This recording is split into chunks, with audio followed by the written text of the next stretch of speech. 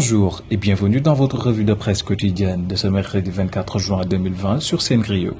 Les quotidiens de ce mercredi 24 juin 2020 consacrent leur une à la reprise des cours prévus demain jeudi 25, la Covid-19 qui continue de gagner de plus en plus de terrain et la loi sur les finances rectificatives. Nous démarrons cette revue de presse avec Sud Quotidien qui affiche à sa une rentrée des classes d'examen vers un deuxième fiasco.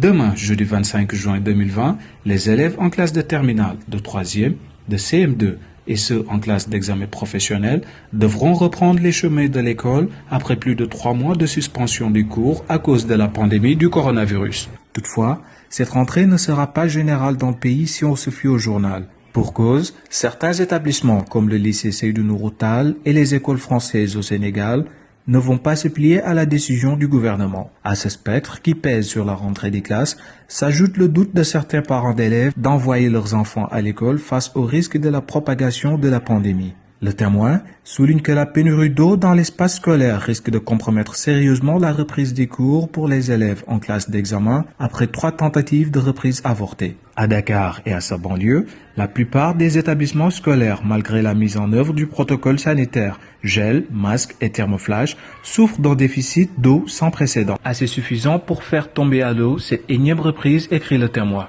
Toujours au sujet de la pandémie, mais cette fois-ci concernant son évolution au pays de la Teranga, la Tribune alerte à sa une, attention, bientôt, la barre des 7000 cas va être franchie. Le pire guette le Sénégal, nous dit le journal qui poursuit. Depuis le 2 mars dernier, date de l'apparition du coronavirus au Sénégal à nos jours, le pays a enregistré 6034 cas de personnes déclarées positives au Covid-19. La courbe n'étant pas totalement dans une phase déclinante, surtout que l'on note une recrudescence des cas issus de la transmission communautaire. Cela signifie que le combat est loin d'être gagné, mettant le Sénégal dans une situation qui risque de connaître des proportions plus graves sur le plan économique et social si la population ne mesure pas les dangers en bannissant certains types de comportements constatés depuis le début de l'annonce des mesures d'assouplissement par le président de la République Macky Sall, nous fait savoir la Tribune. Source A met à sa une des chiffres de l'horreur et estime que probablement le chemin sera long pour Abdoulaye Diouf Sarr et ses services dans leur croisade contre la pandémie du coronavirus qui continue de faire des victimes dans le pays.